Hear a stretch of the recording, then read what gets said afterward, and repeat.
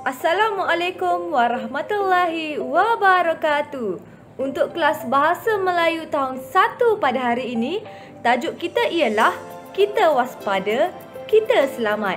Murid-murid sila buka buku teks muka surat 68. Okey, baiklah, aktiviti kita yang pertama hari ini, kita akan membaca petikan dalam buku teks muka surat 68. Sedia baca sama-sama dengan cikgu? Jom!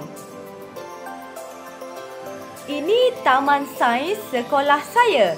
Kita semua perlu menjaga keselamatan diri semasa berada di sini.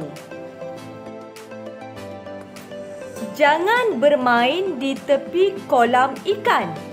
Kita mungkin akan tergelincir dan terjatuh ke dalam kolam. Pokok-pokok yang berduri juga terdapat di sini. Kita mestilah berhati-hati. Duri yang tajam boleh mencederakan kita. Kita juga dilarang bergayut pada dahan pokok. Dahan yang rapuh akan patah. Kita akan terjatuh dan cedera.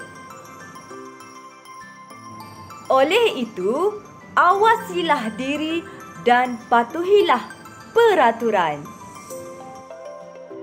Okey, baiklah, aktiviti yang kedua ialah menulis semula ayat yang berwarna merah yang terdapat dalam petikan yang kita baca sebentar tadi, ataupun murid-murid juga boleh merujuk buku teks muka surat 68. Okey, baiklah, jom kita lihat 5 ayat yang perlu ditulis dalam buku penulisan. Yang pertama, kita semua perlu menjaga keselamatan diri. Ayat yang kedua, jangan bermain di tepi kolam ikan. Ayat yang ketiga, kita mestilah berhati-hati. Ayat keempat, kita juga dilarang bergayut pada dahan pokok. Dan ayat yang terakhir ialah kita akan terjatuh dan cedera. Baiklah murid-murid cikgu yang dikasihi, itu sahaja untuk kelas Bahasa Melayu tahun 1 pada hari ini. InsyaAllah kita berjumpa lagi dalam kelas yang seterusnya.